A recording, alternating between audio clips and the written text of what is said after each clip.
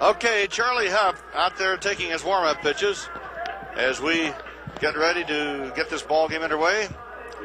Charlie there's the book on him right there, 16 complete games. He is tied for first in complete games. 35 starts, rates him third in the American League. Innings pitched, he's fourth. In strikeouts, he is fifth. And he is going for his 17th win today. You know, you were giving me a rip there. Oh, wait a minute. Say the nice things you said about Jim Birdsong again. Jim? Yeah, well, no, your mic was dead. Boy, the last 12 years, Jim Birdsong has really provided a fine service to the Texas Rangers and, of course, their radio broadcast crew. And it's a shame to see Jim retire, but I know he has enjoyed the 12 years, and I know that everybody that's worked with him and have been around Jim Birdsong has felt that a very, very nice man is going to retire from the Ranger organization. So our very best to Jim Birdsong. Here is Rob Wilfong leading off. And he goes after the first pitch. And he is thrown out quickly by Donnie Scott at first base. One away. Give you another look at that.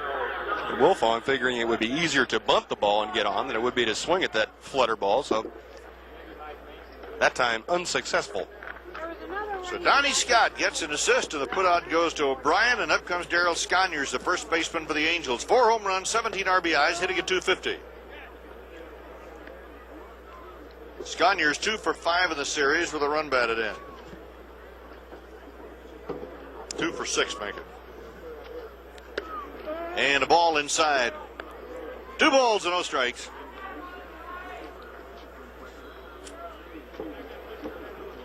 One out and nobody on in the top of the first inning. Fastball didn't miss by much. I don't know why not. Bobby Knopp is coaching at first base for the Angels, and Preston Gomez is at third. Strike, 3-1. The infield is overshifted on Sconyers, well around to the right. And the outfield to the right. Playing him as a dead pull hitter. He's got that open stance, and he takes a strike of the knees. 3-2. Charlie Huff, born in Honolulu, does not play the ukulele very well. Strike 3. So Sconyers is gone after Huff fell behind 3-0. He comes back to strike him out, and there are 2 down for the Angels. Charlie throwing that fastball by him. Darryl Sconyers. We're probably looking for the knuckleball, I would assume, on 3-2, but Charlie came back with a riser. Yeah, he put a little extra on it. Yeah. Gave it his best shot. Here's Freddie Lynn at 23 homers, 79 RBIs, and 0 for 5 in the series. And a ball outside. Charlie really put some mustard on that last pitch, that strikeout pitch. Got it up there about 69 miles an hour. Here's 71. Strike, and it's 1-1. He wouldn't mind us needling him about that. Charlie in his 36th start of the year. Durable, you betcha. Bouncer to the right side. Fielded by Tollison, and he gets him at first, and it's an easy inning for Charlie Huff. 1-2-3 go the Angels. Now the Rangers will come to bat in their half of the first inning, and Mickey Rivers will lead off, and we'll have the rest of the batting order for you when we come back after this on HSE. The Rangers come to bat at the bottom of the first inning, sending this batting order against Mike Witt. Mickey Rivers DHing and playing where? In the dugout today. Tollison at second base, Ward in left field, Parrish at third, Buddy Bell out of the lineup again, Pete O'Brien at first, and George Wright in center. Tommy Dunbar gets the call in right field. And behind the plate is Donnie Scott, Curtis Wilkerson at shortstop, and Charlie Huff breezed through the first inning. The Angels, defensively, will have Darryl Sconyers at first base, Rob Wilfong at second. The third baseman is Doug DeCinces, and the shortstop is Dick Schofield. In left field, Brian Downing, Fred Lynn in center, and the right fielder is Mike Brown. The catcher, Bob Boone, and Mike Witt is on the mound. Yeah, Big Mike Witt is making his 34th appearance and start of the season. He won his past 2 decisions. However, last time out in the big game against Kansas City, he was not involved in the decision of that 6-5 loss back on the 26th of September. Against the Rangers, he is 1-0 this year and 2-2 lifetime. His lone outing of the season was on June 27th right here, and he was a 2-1 winner. Went 8 1/3 innings in that ball game. So Mike Witt, 237 innings of work and 84 walks, along with his 186 strikeouts. Mickey Rivers, 1 out of 4 in the series, hitting at .303 for the year.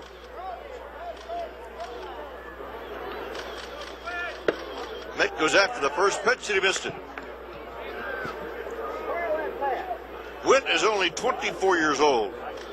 He's 6'7", about 185, a real string bean. Fly ball foul down the left field line, and it's no balls, 2 strikes. You've already seen how hard he throws. He gets the ball to the plate in a big hurry. You'll look at his positioning third in the American League strikeout race, but he probably has the best curveball, one of the best curveballs. The man right behind him in strikeouts, Bert Blylev, and I still think he has the best curveball, but one of the best curveballs in baseball.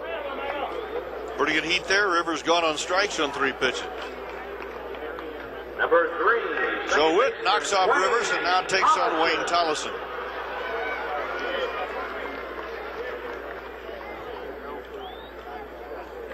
One out, nobody on.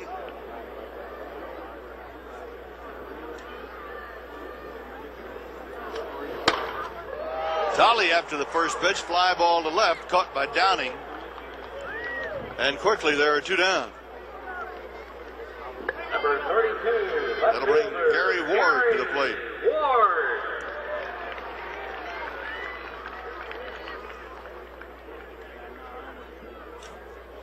Wardo hitting a .285, 21 home runs and 79 runs batted in.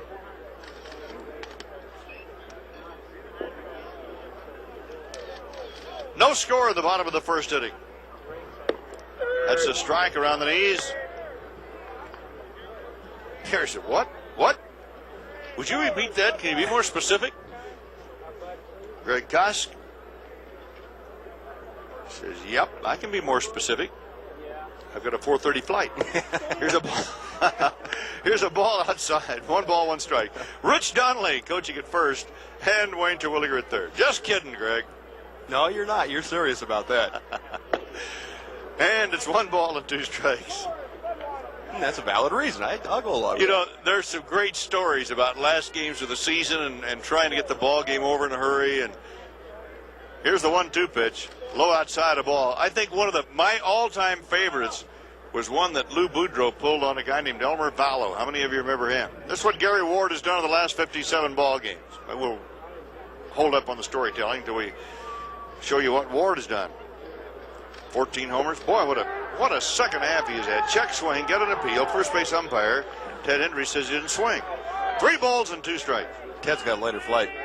Yeah, he's not going anywhere. 2 down, nobody on. Last half of the first inning.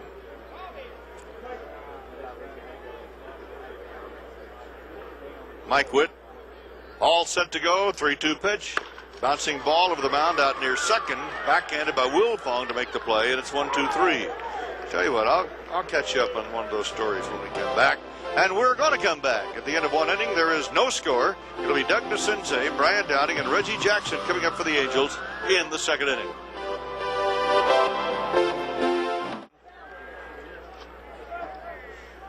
In the 2nd for the Angels, Doug DeCinces with 82 RBIs and 20 homers, batting .267. 0 for 7 in this series, but he's not now. He is 1 for 8, single to left, first hit off Charlie Huff. And Brian Downing will be next. Number 5. Downing at .277. Boy, he's had a good year.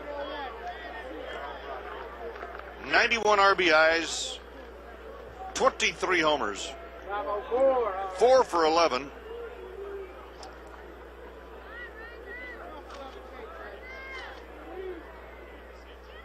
And a ball outside from Charlie Huff. Downing, the converted catcher, made himself a fine outfielder, made himself a fine hitter also. High chopper to third, grabbed by Parrish, down to second out there, and back to first for the double play. That'll bring up Reggie.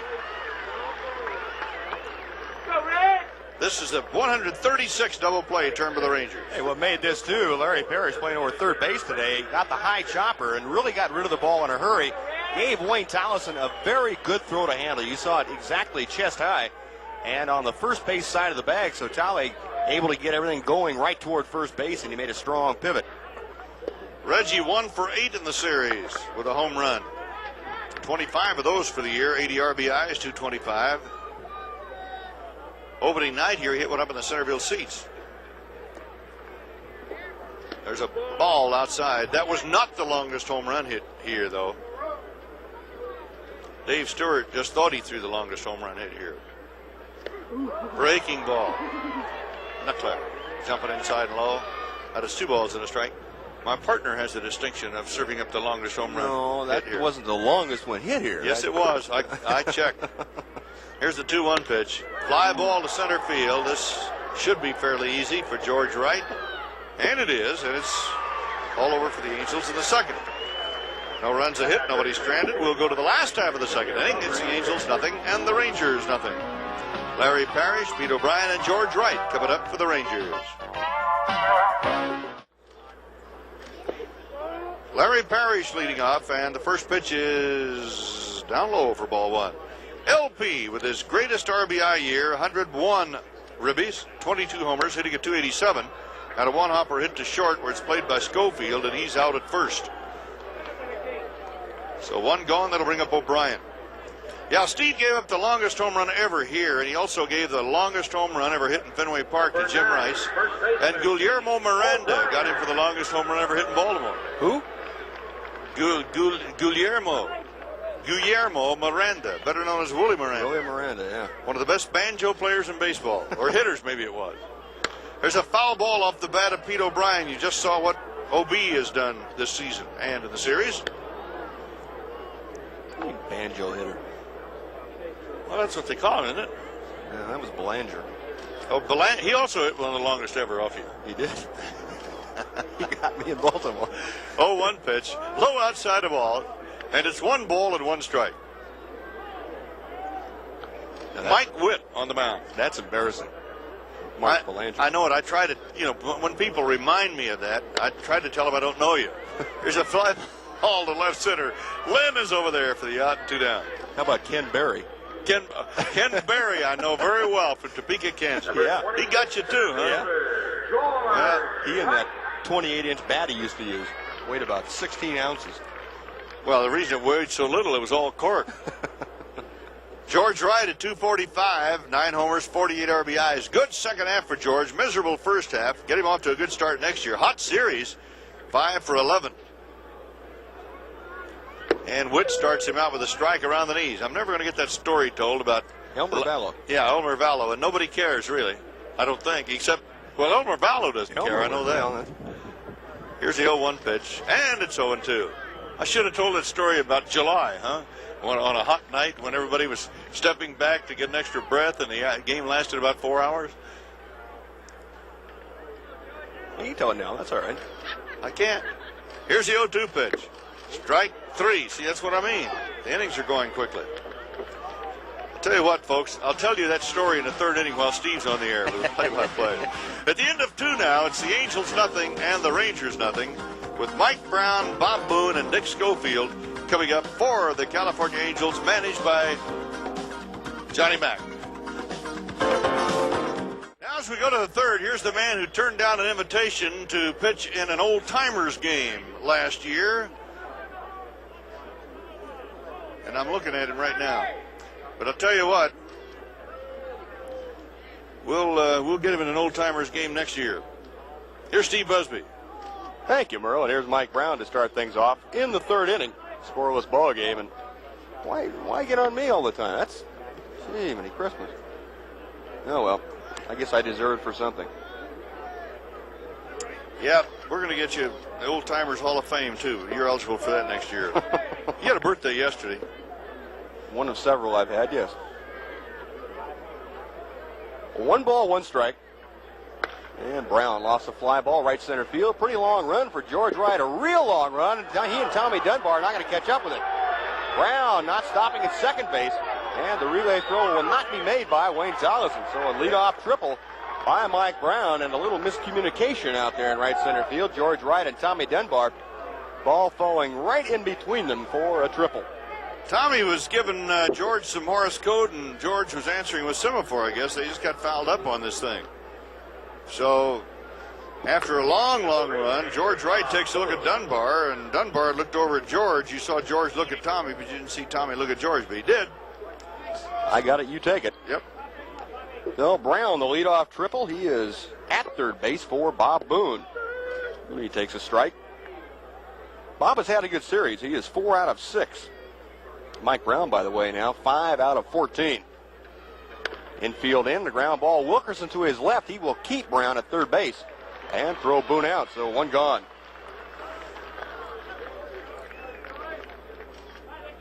You know, Doug Rader trying to give Charlie Huff every opportunity here to win his 17th ball game. Had the infield pulled up in the third inning with a man on third and nobody out, and it paid off on the first pitch.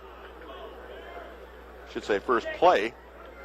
And Dick Schofield now will be the hitter. Schofield 2 out of 9 in the series, hitting at 193. Charlie working from the stretch and throws a strike. Well, the pressure really on Donnie Scott now in this situation. It's not the easiest thing in the world. Try and keep that knuckleball in front of you. 1-1.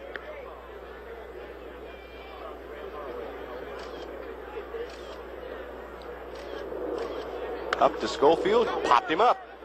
Wilkerson backing toward the outfield grass, about 3 steps short of it.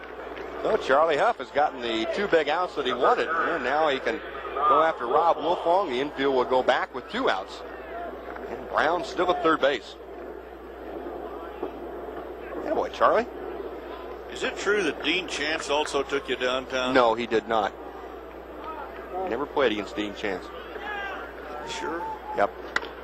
Right back to Huff, and he's going to get out of it.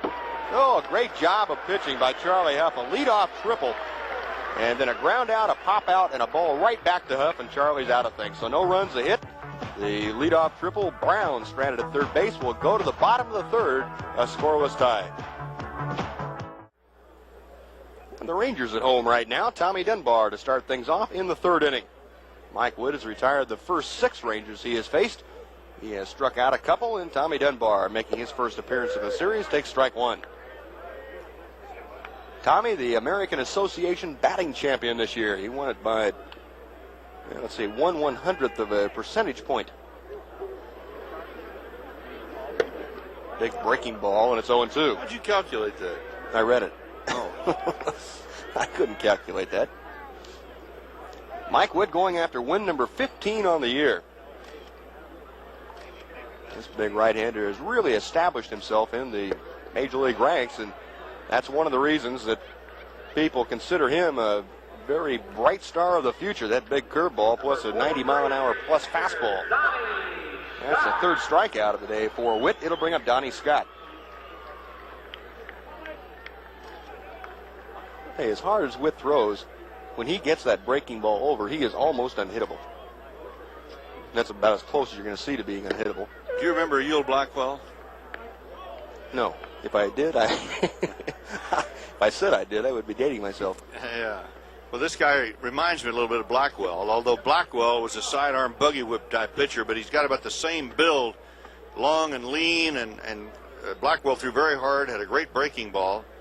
But I always worry about guys like this having arm trouble later on, especially, well, he's more of an up and over 3/4 arm. Blackwell is a side armor and had that unnatural delivery and that snap, and finally he went out. But I always worry about these guys. Put a little meat on this guy. 1-2 pitch, and the big breaking ball there, and that's a 4th strikeout for Witt. Boy, he has just overmatched both Tommy Dunbar and Donnie Scott here in the 3rd. Boy, that thing's bottom really fell out of it. A drop. You remember that, don't you? That's right. I knew it. I remember hearing about it. Number 9 slot in the Ranger order, Curtis Wilkerson. Ball 1. Curtis 2 out of 10 in the series. Dean Chance is on the phone, wants to speak to you. Mm-hmm. About the home run he hit off you. There's a fastball in and over. 1-1. Dean Chance had to be the worst hitting pitcher that I have ever seen. 0 for life. Yeah. And he had a long career. Yes. Well, he and Sandy Koufax. Yeah, Sandy wasn't a Jim with a bat either. But boy, they could sure pitch. 1-2 offering on the way, and Curtis checking his swing. It'll be 2-2.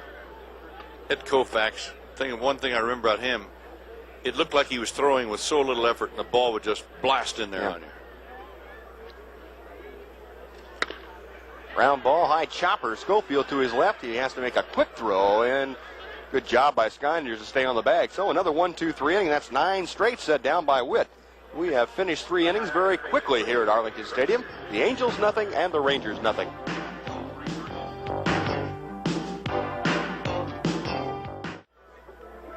Well, we've talked about Jim Birdsong, the engineer for the Ranger radio crew, retiring today. And also another man seeing his last ball game as a member of the Ranger organization, Bert Hawkins, Director of Public Relations, retiring after 47 years of covering Major League Baseball, both as a sports writer and a public relations man. He started back with the old Washington Senators.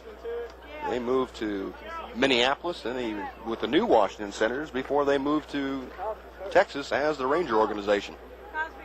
We certainly pass our best wishes along to those fine men. They've been in the game a long time. Darryl Sconyers starting things off. Sconyers a strikeout victim back in the first inning. He's leading things off in the fourth, a 0-0 ball game. Charlie Huff has allowed 2 base hits, no runs. Mike Witt has retired all 9 Rangers that he has faced. Bert is also, or the Rangers are also losing Bert's assistant, Tanya Turner. Soon to be Tanya Dale. Yeah. Tatiana. Yep. Tanya's going to desert baseball for the life of a married gal to Lonnie Dale, who's a well-known TV producer and director. And raconteur. And who? The rackets guy. 2-2, the count to Sconyers. Got him swinging to that bat. Yeah, sailing over the Ranger dugout, almost reached the stands. Well, Sconyers going to have to put a nail in that thing to hang on to it. It's too bad we're not in Minnesota. They'd measure the distance on this thrown bat. They measure all the home runs. This one looks to be about 103 feet down the first base line, down past the corner of the dugout. That's pretty good distance on that throw. Not too bad. That was wind aided, though. Well, the wind's not. That's probably under the legal limit. Freddie Lynn grounded out to Wayne Tollison his first time up. Freddie will be happy to rid himself of Ranger pitching this year. There's his first base hit of the year, and I jinxed him. Sorry, Charlie. Freddie Lynn now 1 for 29 on the year against the Rangers pitching. He wants the ball. The way he has gone this year, it would have been his luck to have had the umpire say, come on back, I'd call time. Yeah, that's just about right. So the third hit of the afternoon off Charlie Huff. 1 out, Lynn at first, and Doug DeSensei, who has one of those 3 hits, will be the hitter. DeSensei led the second inning off with a single to left field. So Doug 1 out of 8 in the series.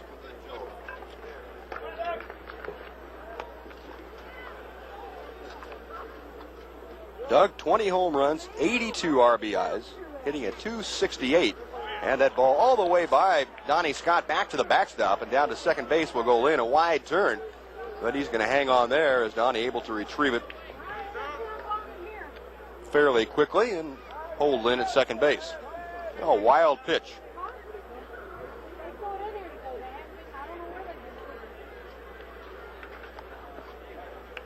Kind of tough to handle that one. Oh, boy. 12 games over 500, Charlie Huff, in his career. You have to remember most of those spent with the Los Angeles Dodgers as a relief pitcher. 2-0 now, the count to Doug DeSensei.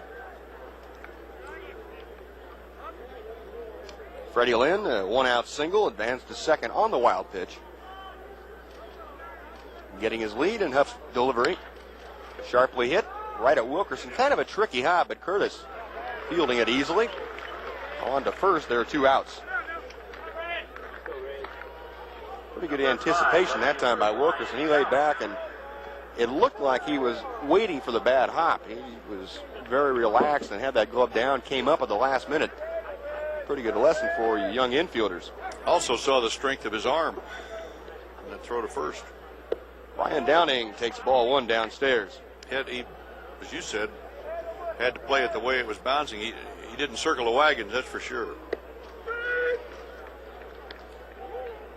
Downing grounded into a 5-4-3 double play in the second inning. In other words, he had no momentum. 2-1. Going toward first. That's right. A little flat-footed throw over there. It's going to be interesting to see in 1985 what Doug Rader decides to do with Curtis Wilkerson, Jeff Kunkel, and who's going to open up at shortstop. I would have to guess that Wilkerson will get the opportunity first. LP, the off-balance throw. That boy, Larry. Nothing to it. Once you played third base as long as Larry has, you never forget how. So side retired for the Angels. No runs a hit. They strand one after 3.5. The Angels nothing. The Rangers nothing.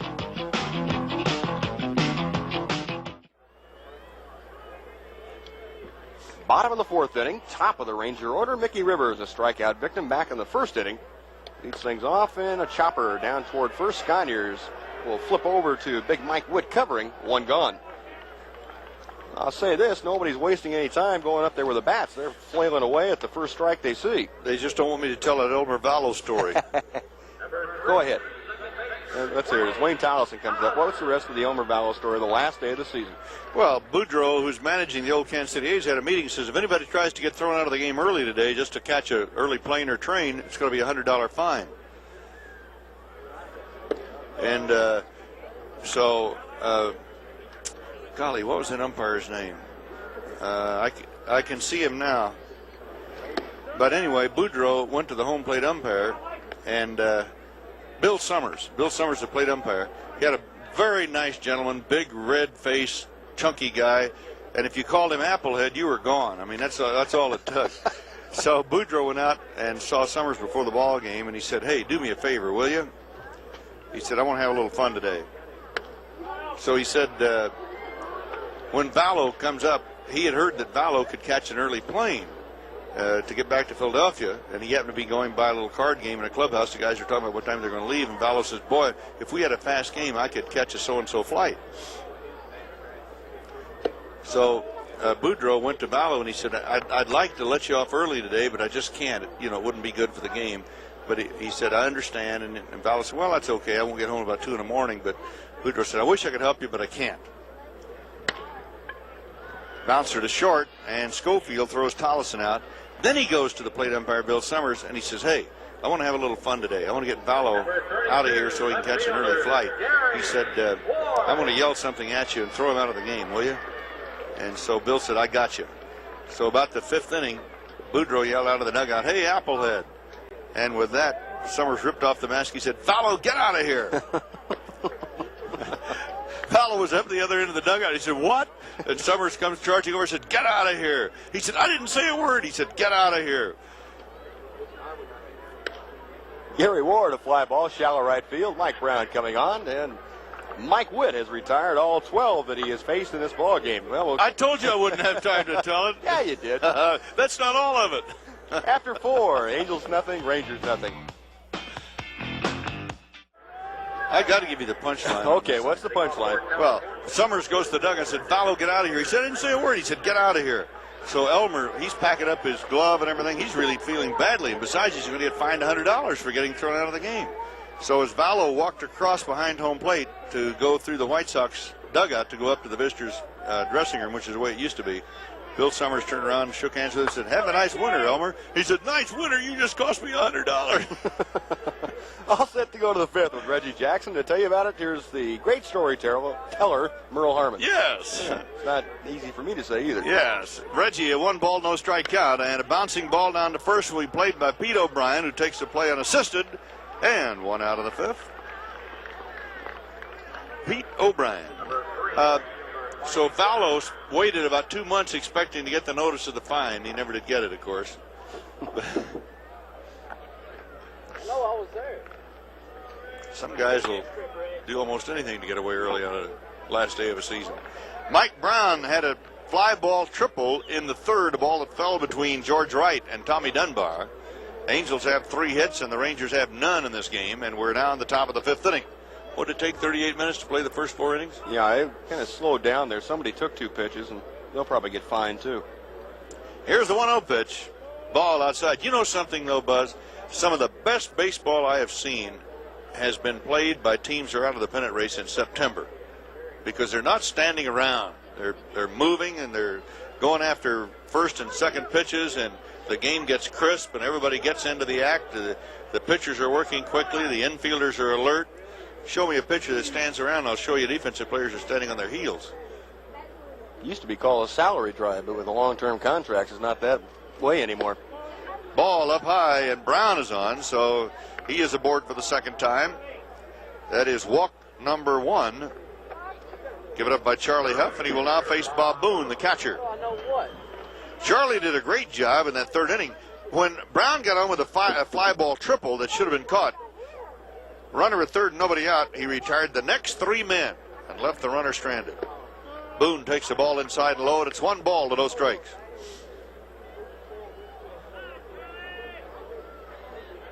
Preston Gomez way down the line. Come on in and see the game, Preston. He's giving signs to Bob Boone, the runner at first, and the runner goes, a hit and run on. Ball hit down the right field line and bouncing into the bullpen. Foul away from Tommy Dunbar. 1 ball, 1 strike, 1 out. Looks like Preston Gomez is trying to get away early. He's halfway down toward the bullpen, ready to head for that runway that goes into the clubhouse. They can't even see the signs there from there, Preston. What a nice man, though, huh? 1 ball and 1 strike. Time called.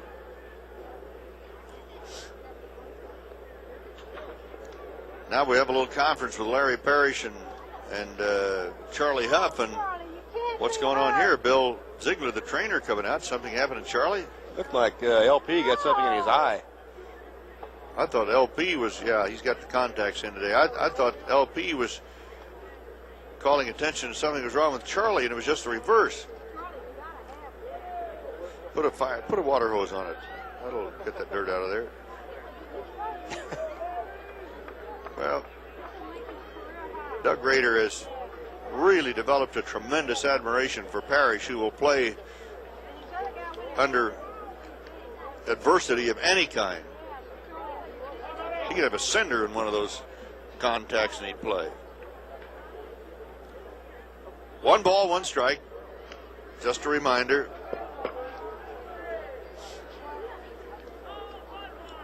Mike Brown, the base runner, 1 out, no score in the top of the 5th inning. Fly ball hit to right. Coming up is Dunbar, and there are 2 down.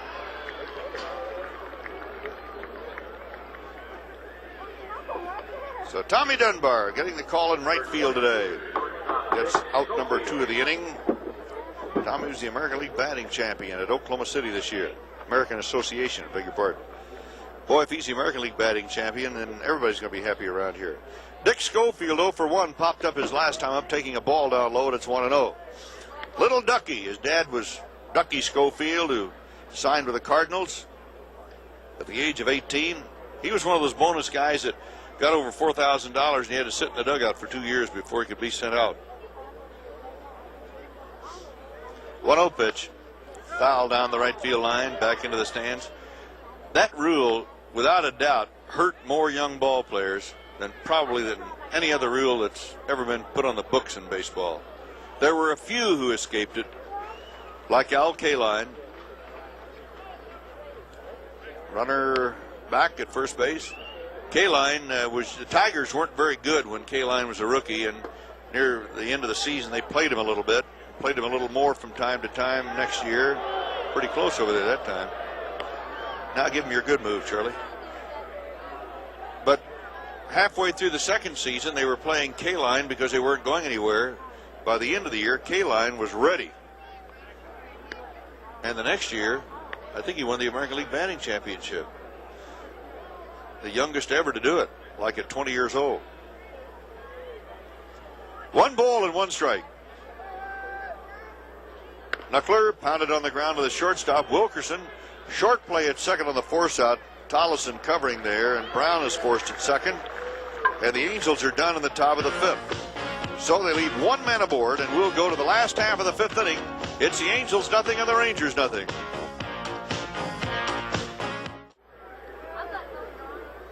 Larry Parrish leading off.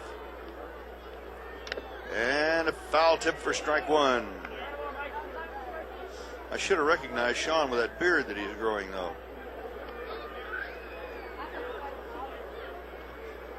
No balls, one strike. Parrish, 22 home runs, 101 RBIs. Got a ball high and inside from Mike Witt, who has not permitted a base runner, period. He has retired the first 12 that he has faced. 1-1 to Parrish. Chopper hit to third, charged by DeCinces. Barehand pickup off a bad hop and a nice play by DeCinces. They're going to throw him out of the third baseman's union for doing that to his counterpart today. That ball skipped to his right. That's eye to hand contact. That's pretty good. One out. Here's O'Brien, who flied to center in the second inning.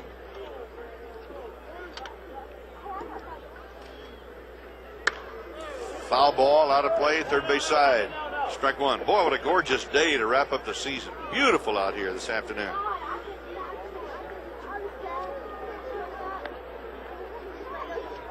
No balls, a strike. 63 degrees. Bright sunshine. An absolutely gorgeous fall day. Here's the 0-1 pitch. Bouncer to second. Wilfong on to first base to Sconyers. So Witt is still perfect.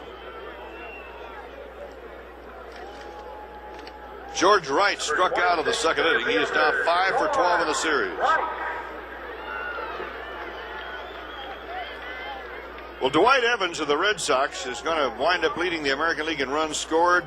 Eddie Murray will be the base on balls champion. He'll also be the top game-winning RBI man in the American League. Strike one.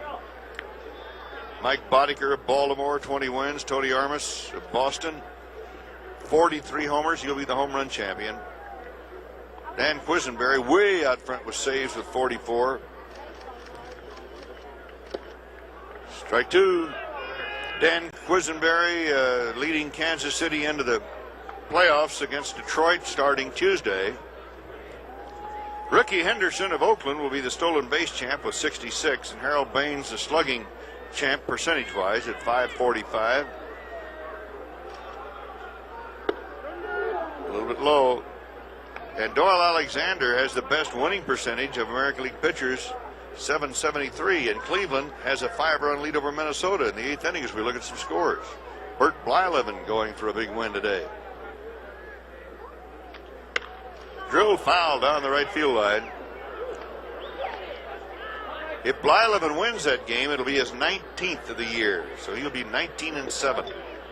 Well, he has had quite a year, hasn't he? Yeah, you know, he really has. And I guess he goes to free agency, doesn't he? There's a foul ball out of play, third base side. I believe his contract is finished at the end of this year, yeah. Batting leaders, the race is still on, but it's going to take a perfect day by Mattingly and an off day by Winfield to make a change there. Buddy Bell will finish in the top 5. Little popper outside of third, near the dugout. Bob Boone is over, and it's right up over our camera well.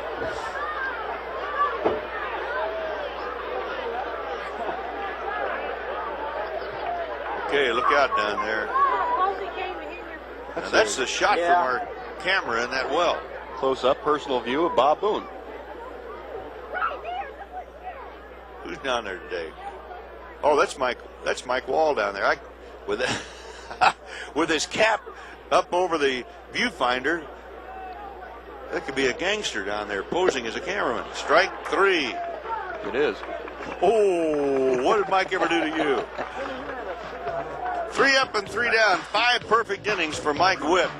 And at the end of 5, it's the Angels nothing and the Rangers nothing. Well, they're the two most important members of our telecast booth. Not the guys with the headsets. Well, not the guys in the shirts. You know, here.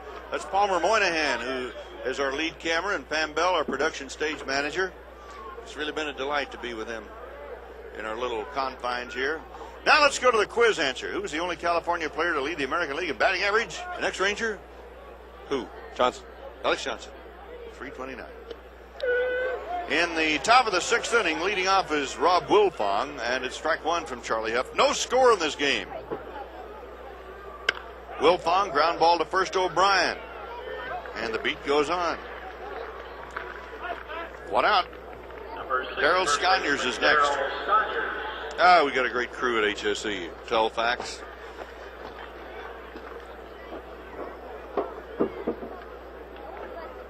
We can say that now because we don't have to. This is it. Yeah.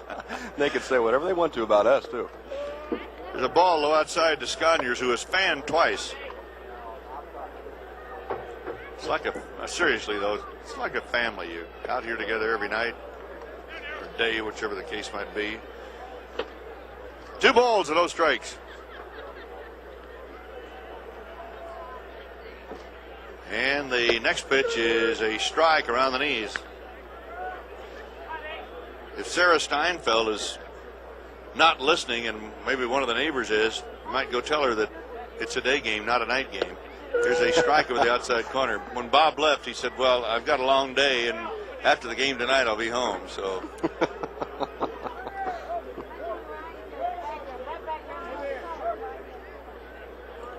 Two balls, 2 strikes. And he is gone. As Sconyers has fanned 3 times. All right, you want to compare what Witt and Huff have done today? That's what they've done through 5 innings.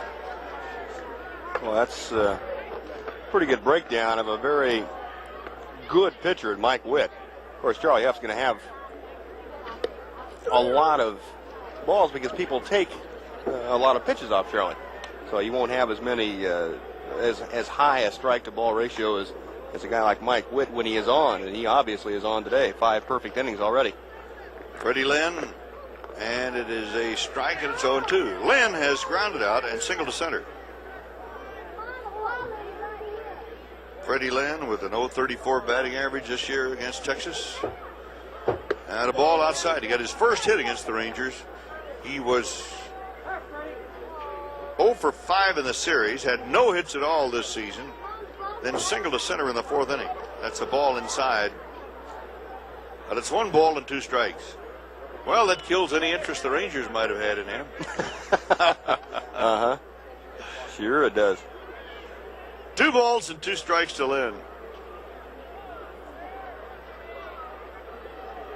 Foul back. Pretty good rip. Bears ended up out of bounds at the 1-yard line.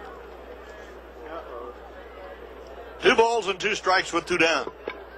The Angels are batting in the front half of the 6th inning, and there's no score. Knuckleball staying way outside. Ball 3 and strike 2.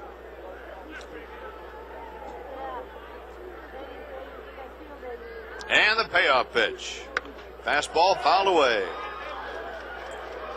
3-2. Freddie Lynn in 1974-5 was 1975 the MVP and Rookie of the Year with the Boston Red Sox. Bullpen dugout down there. Guys out enjoying the sun. 3-2 pitch. Fastball just missed outside and Lynn is on.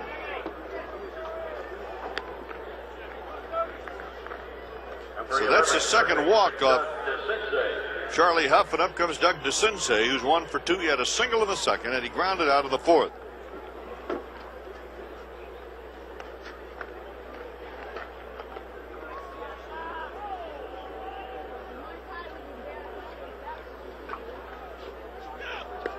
And the runner going out at 2nd. That'll do it.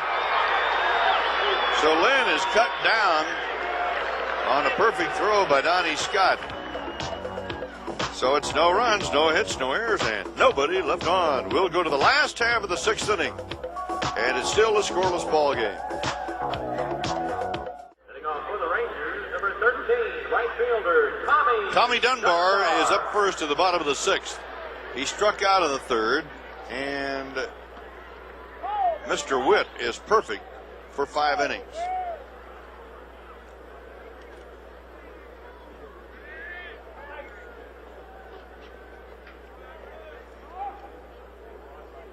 Breaking ball, fouled off, strike 1. The Cleveland Indians swept the Twins. They knocked the Twins out of the Western Division race and then went on to sweep that series. Strike around the knees. And I believe now that Cleveland has won the season series. And the Twins have not won a season series from the Indians since 1977. Mike Witt, the 0-2 pitch, bounced on the ground to the short second baseman, and Wilfong throws him out at first. And that is 16 in a row that Witt has cut down to start this ball game. Donnie Scott, the switch-hitting catcher, is next. He struck out of the 3rd. Witt is fanned 5.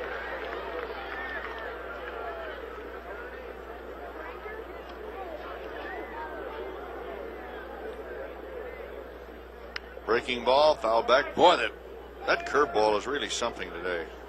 It's really biting those left-handed batters.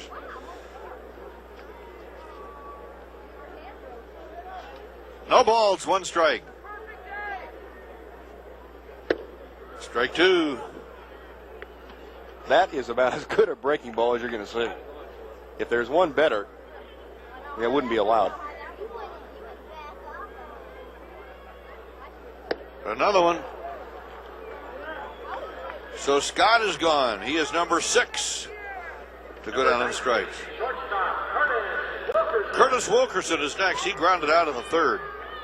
No score in this game. 3 hits, and they all belong to the Angels. There it is up on the board. Mike Witt's got a no-hitter through 5 2/3. At the knees, strike 1.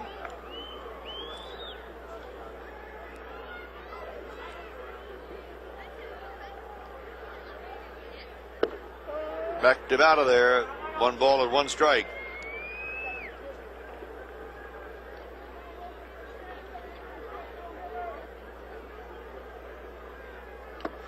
Oh, another wicked breaking ball. I see Curtis is wearing a shin guard on the right leg. If I were batting against this guy, and we're a left-handed batter rather, I'd be doing the same thing today, I believe. Wear one on both legs. Wouldn't hurt. 1-2 pitch, bounced on the ground. Second baseman Wilfong, nice play. The ball took a bad hop in the last skip, stayed down, but Wilfong right with it.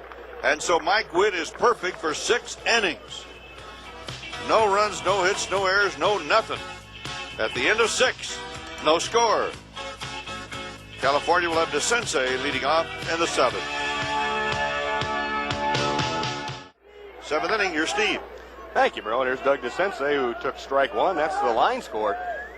Boy, nothing going for anybody. The Angels with 3 base hits, and the Rangers had not had a base runner.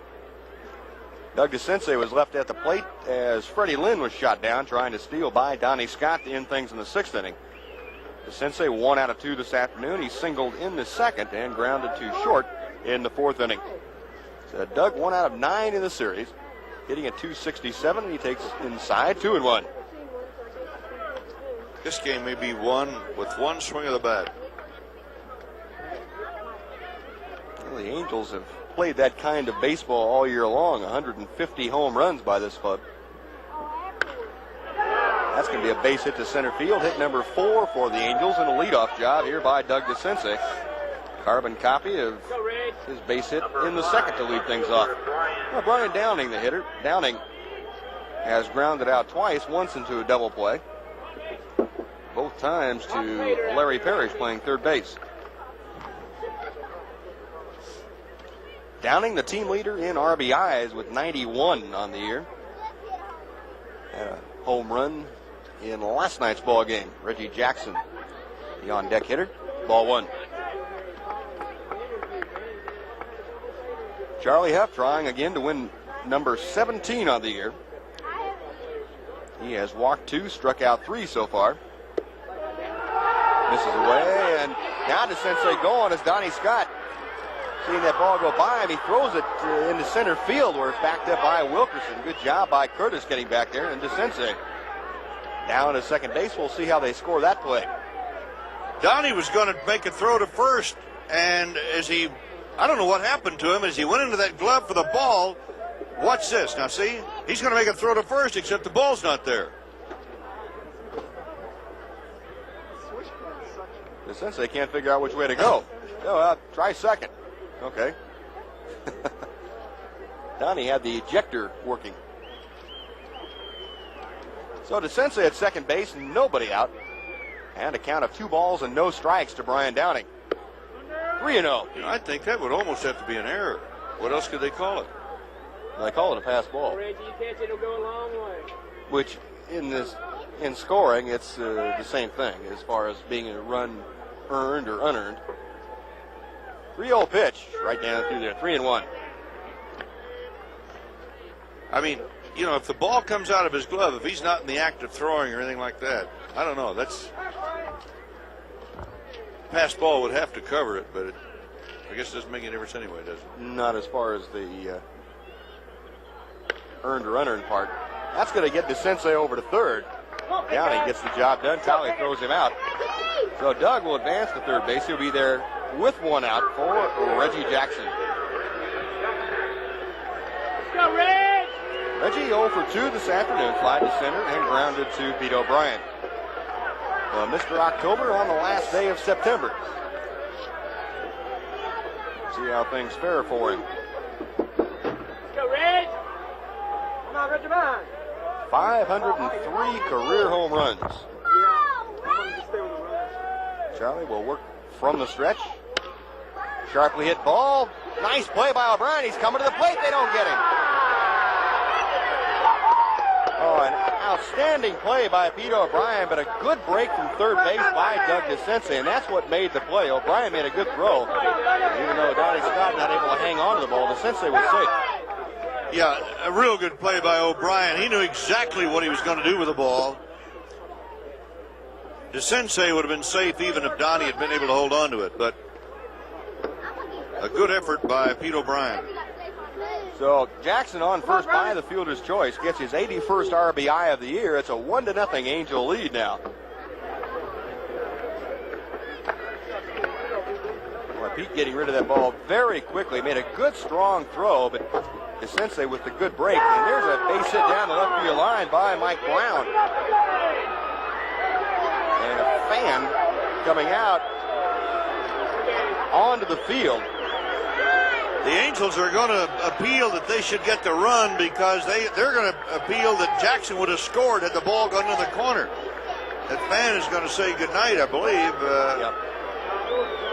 They haven't gone out there yet, but no, the plate umpire says Jackson has to stay at third. Johnny Mack, the manager of the California Angels, appealing the play, and those fans down the left field line already know where they're going as security comes down.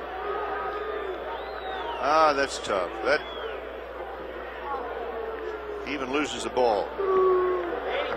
Don't go on the field. I can't buy that. Hey, souvenirs are souvenirs, but stay off the cotton picking field. Come on, Raider, come on. I mean, what if this were a potential playoff berth game? I don't know what to tell you. I agree with you. Now, it's unfortunate. That does happen from time to time, and it did cost the Angels a run. I have no doubt that Jackson would have scored. Boone, the hitter, he fouls the first pitch off. So Mike Brown credited with a double. Reggie Jackson stopping at third base. That is, in case you're wondering, it's up to the umpires in that situation. That is not a ground rule double. That is fan interference. It's up to the umpire's discretion where the runner would have gone had there not been interference. On a ground rule double, you are awarded 2 bases, period. But they could have said Reggie Jackson would have scored from first base on the double. They decided that he would not have. So they had him stop at third, second and third with just 1 out and a 1-2 count now to Bob Boone. I don't think they were watching the game very closely. No, I think Reggie would have I do scored too. with no contest. 1-2, 1 out, 2 on. And Charlie Huff delivers. Boone chops the foul, still 1-2. And it's not a matter of whether it's a break for the Rangers or not. It's a situation where that stuff is just doesn't belong in a ballpark.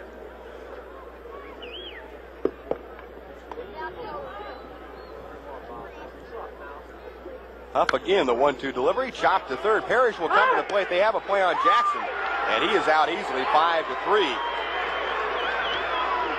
Reggie trying to score on that little chopper that LP took care of. Figure Lightning might strike twice in one inning. It does not. Right on the button, and Scott, all he has to do is wait on Reggie. Ball almost coming out of that big glove that Donnie Scott's using.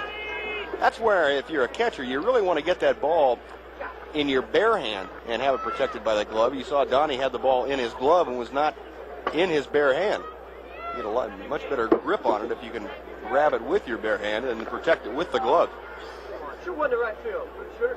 So Boone reaches on the fielder's choice. That puts runners at first and third with 2 outs now for Dick Schofield. Ball 1. Runner over third base, Mike Brown. And over at first, Bob Boone.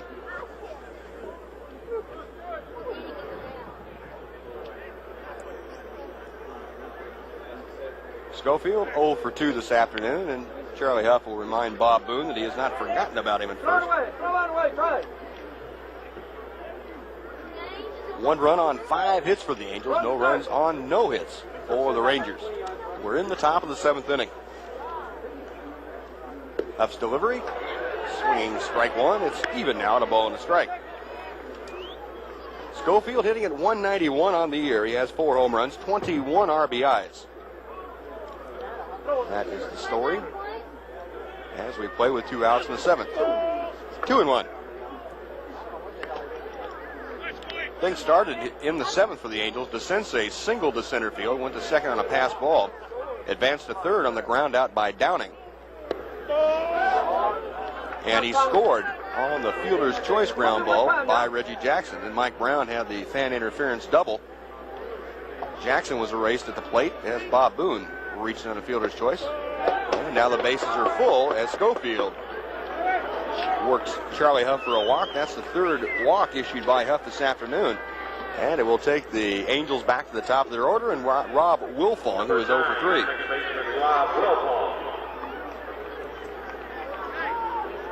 So 3 walks, 3 strikeouts for Huff. And 1 run and 5 base hits. Wilfong 0 for 3. 3 ground balls. Ball 1. Wilfong playing second base tonight, or this afternoon, in place of Bobby Grich. Right back to Huff, and that should do things. On to O'Brien, side retired, but the Angels come up with the run on 2 hits, and they strand 3. The RBI to Reggie Jackson. The run scored by DeSensei will go to the bottom half of the 7th inning. California on top of Texas by a score of 1-0.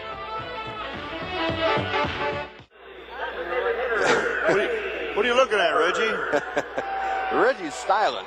He's having a good time. That was on the fan interference double by Mike Brown. Reggie started from first, and he was circling the wagons. The bases as he came around third. Mike Witt working on a perfect ball game as he throws a strike to Mickey Rivers. Witt has retired all 18 Rangers he has faced. He has walked no one, and he has struck out 6. Mickey Rivers, a strikeout and a ground out. 1-1. So not only is Mike Witt trying to win number 15, he is trying to put his name in the record books.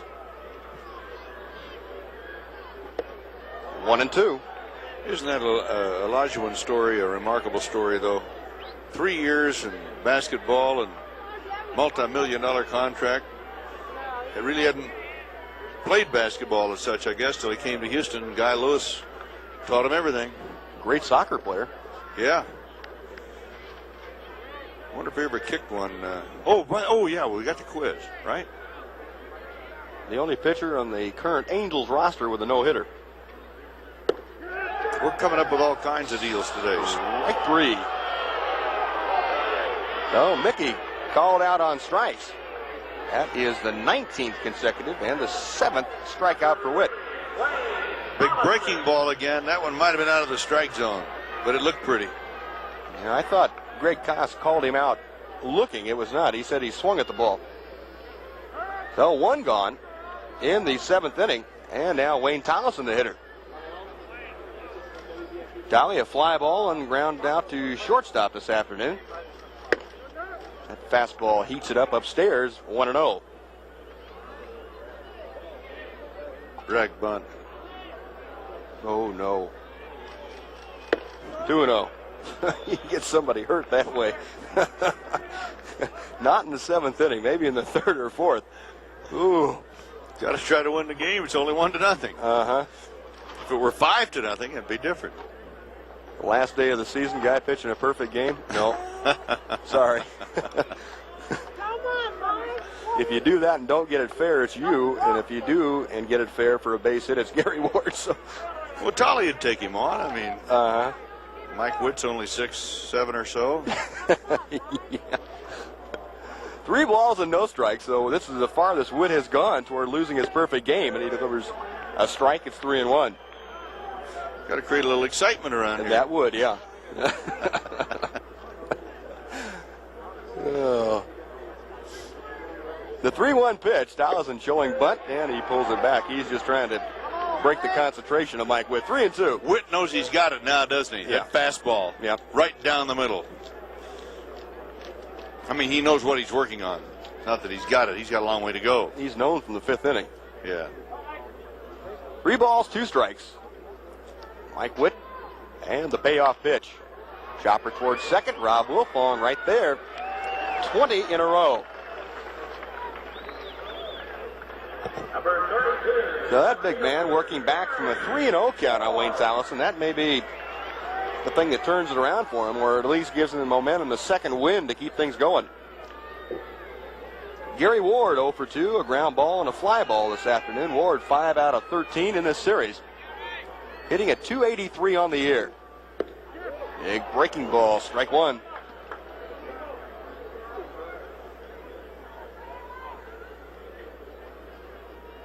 Ward, 21 home runs, 79 RBIs, and a fly ball, twisting foul and out of play down the right field line. It's 0-2. And Witt got away with one there. Yeah, I'm wishing now I'd started keeping track of how many breaking balls he's thrown in this game. Threw a lot more earlier than he has in the last couple of innings. Well, he got behind Tollison. He's gone 2 breaking balls to Ward. Here's the one guy on this ball club. I shouldn't say one guy, but here's a guy that could get him, though. 0-2 pitch on the way to Ward. Ground ball to second. That's going to do things here in the 7th inning, and Mike Witt has been perfect through 7. All 21 men he has faced have gone down. 7 strikeouts will go to the 8th inning. It is California 1, Texas 0. Now there's a little extra HSE quiz for you. The only pitcher on the current Angels roster with a no-hitter. And he's part of a record-setting brother combination, too. The only brother combination ever to throw no-hitters in the major leagues. Both of them. Kenny Forsch, his brother Bob, has also thrown a no-hitter with St. Louis. The only brothers to do so. We go to the 8th inning, and here's Merle Harmon. Thank you, Steve. And Sconyers, who has struck out 3 times, is already behind 0-1. And so Charlie Huff has really had his number today. Sconyers, Lynn, and DeCinces coming up in the 8th. Bouncing ball, and after it is Tollison on to first base. Sconyers is out. 1 away. Sconyers a little bit frustrated after striking out 3 times, finally making contact and just kind of slung the ball out in front of him halfway out to the mound. Fred Lynn had his only hit against the Rangers this year in the 4th inning when he singled. 1 down, nobody on, front half of the 8th inning, 1-0 California. Lynn taking it inside. The Rangers have already won the season series. They are 7-4 against California going into the finale today. And it's 1-1 to Freddie.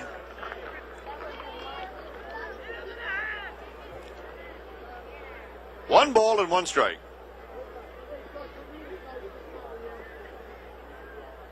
Foul out of play. Baltimore is trying to spoil Ralph Houck's final game as the Red Sox manager. Baltimore leading 5-3 in the bottom of the 8th. Red Sox might pull that thing out for him, though. Boy, you know they want to. I've never heard anybody on that Boston ball club knock him. Here's a ball down low and outside.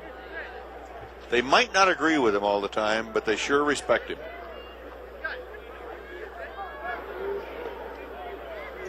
Two balls and 2 strikes. It's going to be a tough man to replace. And the 2-2 pitch drilled into left field. So Freddie Lynn on this last day of the season, hitless against the Rangers until today, is now 2 out of 3. And for California, their 6th hit of the ball game. Classic job of hitting the knuckleball, waiting back, finally pulling the trigger at the last second, driving the ball the other way, and the Rangers were playing Lynn way around to the right. Saw how far off the line Larry Parrish was at third base, but boy, that line shot not able to be flagged down by anybody. DeCinces has gone 2 for 3 today, and he scored the game's only run. He led off the 7th inning with a single, moved to second on a pass ball. Finally scored on the ground out. Here's a ball down low inside, actually a fielder's choice. Ground up by Downing, moved him to third, and then Jackson hit one to first. They came to the plate trying to get DeCinces and missed him. Here's a throw to first base, runner back. 1 ball to no strikes. 1-0. California, we're in the 8th. Ground ball to second. May get 2 out of this. And they do. So the Rangers turn their 136th double play of the season. No runs a hit and nobody left on. Bottom of the 8th coming on. Still a perfect game on the line for Mike Witt. It is 1-0 California. Bobby Grich now at first base for California. And while Mike Witt is getting ready, we'd like to tell you about our next TCU and SMU telecast on HSE. Where right now we're planning on bringing you live the Horned Frogs game against the Rice Owls Saturday the 13th at 7:30. That'll give us another opportunity to watch the talents of Kenneth Davis and Tony Jeffrey along with quarterback Anthony Gully. For SMU, the next television date will be a delayed presentation against the Houston Cougars Sunday night, October 21st at 7.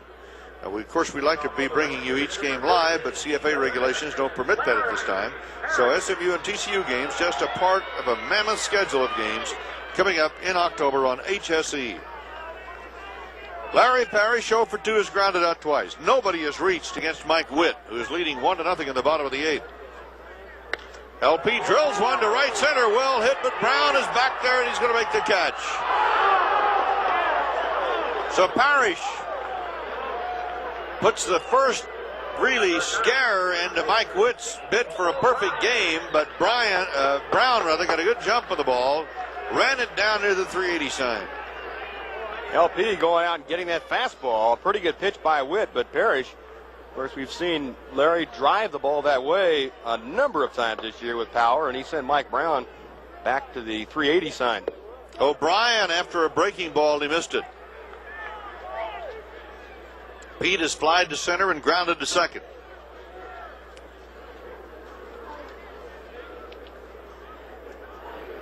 Fastball fouled off, and it's no balls, 2 strikes. The last perfect game in the American League was by Lynn Barker with the Cleveland Indians, a one-time Ranger. This is what Witt has done over 7 1/3. He's thrown 73 pitches. 7 strikeouts. Otherwise, 0-0-0-0.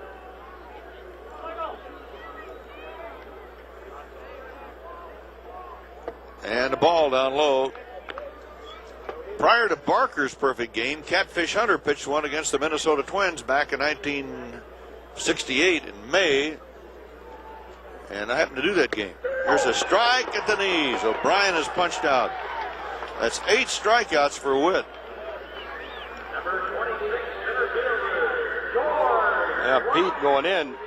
Just not much of a chance there. Not able to pull the trigger. Ball coming back over the inside corner.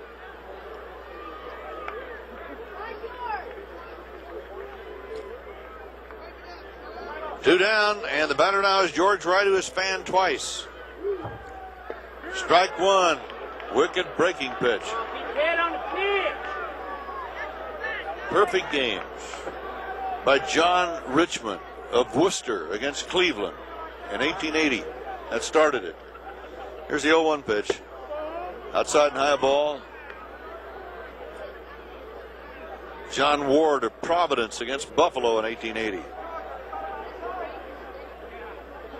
Here's the 1-1 pitch. Down low and inside. Then names like Cy Young, Ernie Shore, Don Larson, World Series game.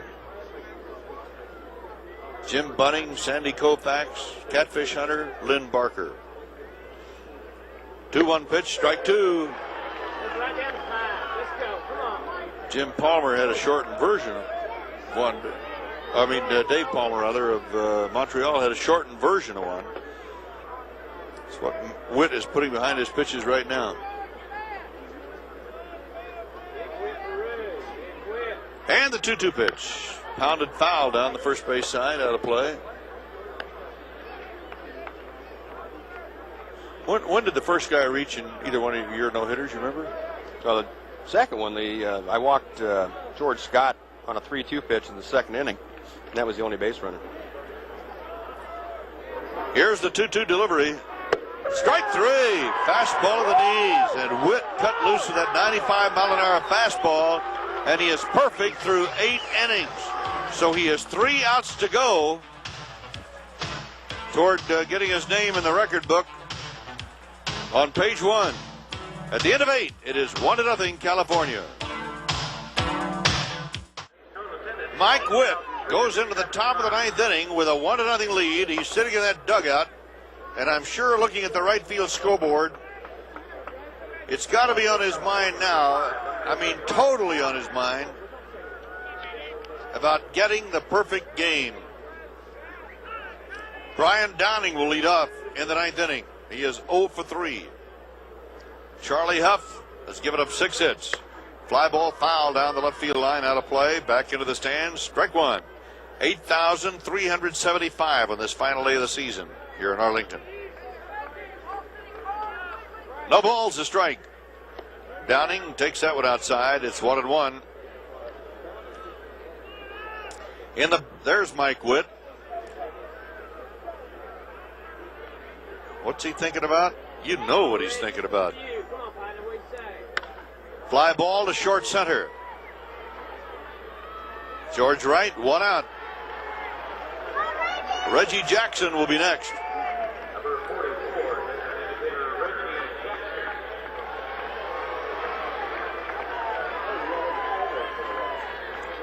Reggie. 1 out. Nobody talking to Witt, as you might have noticed for that last shot we had of him. Jackson is 0 for 3, but he has the game's only RBI. That was in the 7th. 1-0 California. Foul ball back below us. That is strike one to Reggie. Okay, be patient, Reggie. Set back for it. One gone in the 9th. Come on, Reggie, be patient. Quick bat. The knuckleball jumps outside. 1-1 to Jackson. Mike Brown to be next. Fly ball, short center field. George Wright coming up. And there are 2 down.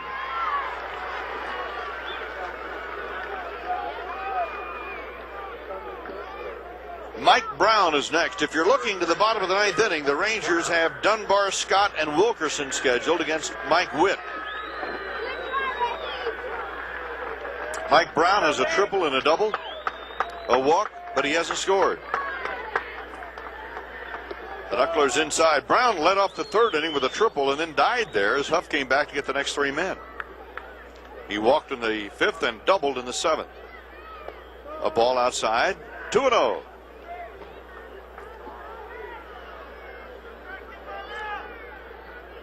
Mike Witt will be out there in another minute or so.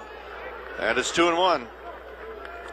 I would think that he would be very anxious to get out there. He doesn't want to sit in that dugout very long.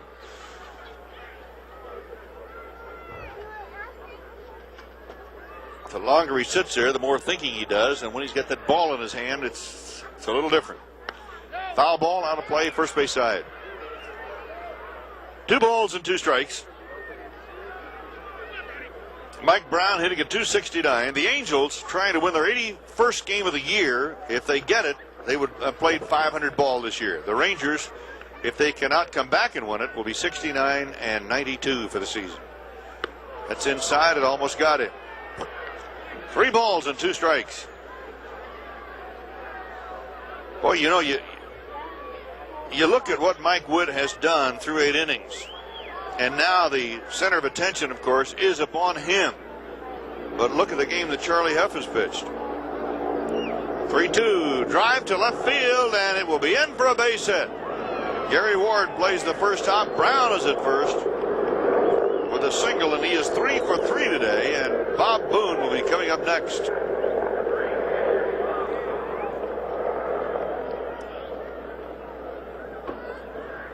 Now we're going to get a runner. Pettis is going to run for Brown at first. Pettis, a real speedster. Number 20, Gary Ward. Running for Mike. Gary leads the club in stolen bases. Bob Boone, 0 for 3, is up.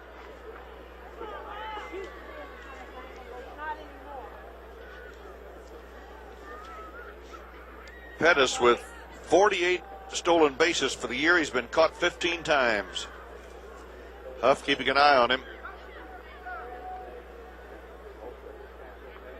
And Huff goes over there again.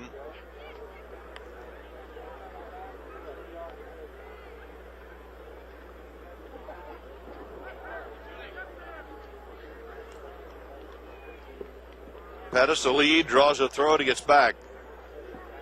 Psychologically, I don't think this is helping Mike Witt in that third base dugout. The check at first, other throw over there.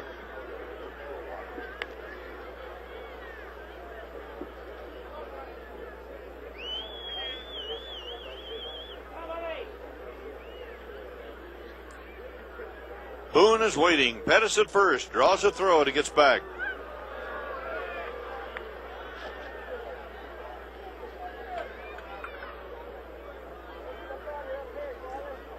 Seven hits for the Angels, none for the Rangers. Jimmy Slayton down to the dugout. The Angels. Mike Witt right behind him.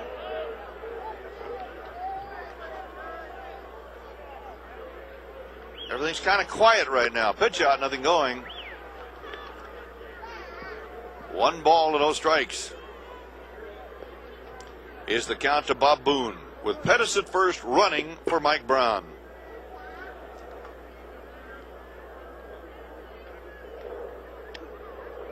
Just a little toss.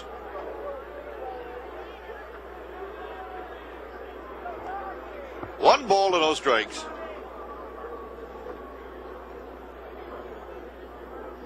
Pettis on the way, pitch out, Donnie Scott's throw, he is out at second. Tollison covering, and Scott's throw is right on the button. No runs, a hit, and nobody left. Now we go to the bottom of the 9th inning. Mike Witt has a perfect game on the line for the California Angels as he is scheduled to face Dunbar, Scott, and Wilkerson. And we'll be back with the bottom of the 9th right after this. Breaking ball, a strike, 0-1. Dunbar didn't think so.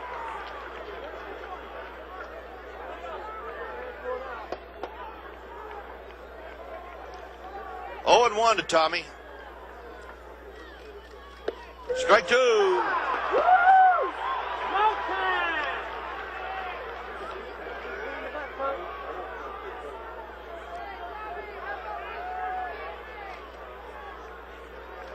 And the 2-strike pitch. Strike 3. The fans applauded Witt warmly when he went out to the mound to start the bottom of the 9th inning. And this is recognition, and even though he's a member of the opposition, it's recognition of a tremendous feat that he might accomplish. He has struck out 10. And we're going to have a pinch hitter. Bobby Jones is going to bat for Donnie Scott.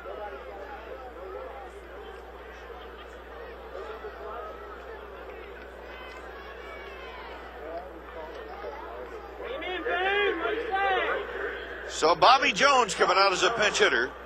Hitting for Donnie Scott. John McNamara checking that lineup card. Marv Foley has also come to the on-deck circle. He would bat for Wilkerson. So Mike Witt has one out in the bottom of the ninth inning. 8 1/3 innings of perfect baseball. Strike to the outside corner. I got to give him credit. He is throwing strikes. No balls and a strike to Bobby Jones. Ground ball to second. Wilfong to first, 2 down.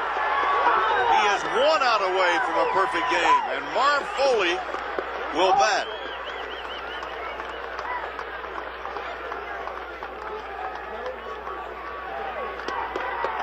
Foley for Wilkerson here in the bottom of the ninth inning. The last perfect game pitched by Lynn Barker in 1981 when he was with Cleveland against Toronto. And the one before that, 1968 catfish hunter for Oakland against Minnesota.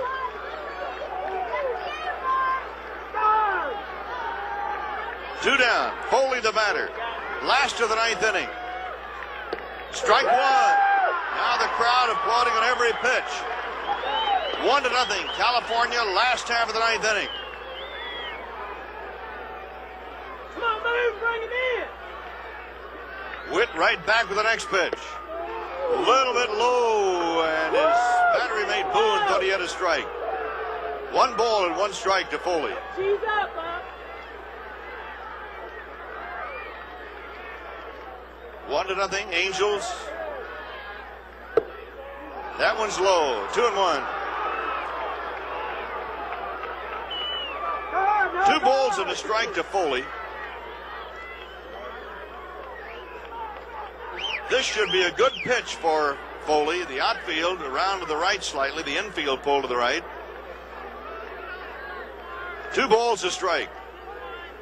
Bouncing ball to second. He's got to do it. A perfect game for Mike Witt. Mike Witt pitches a perfect game for California. And the Angels mob him.